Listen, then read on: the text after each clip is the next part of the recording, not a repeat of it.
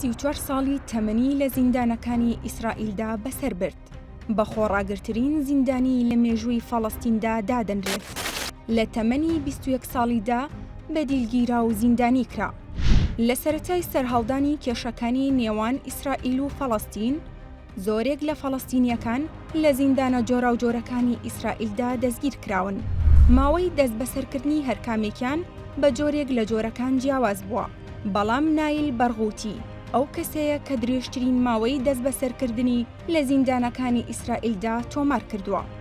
نایل ساڵح عەبدوڵڵا بەرغوتی ناسراو بە ئەبوو لەهاب بە تەمەنترین زیندانی فەڵەستینیە لە زیندانەکانی ئیسرائیل.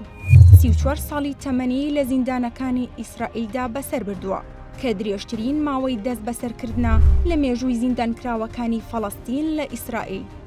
بەرغوتی بە خۆڕاگرترین زیندانی فەڵەستینی لە ئیسرائیل دادەنرێت و بۆ یەکەم جار لە 18 کانونی دووەمی 1970 دەست بەسەر کرا و سزای زیندانی هەتایی بەسەردا سەپێنرا.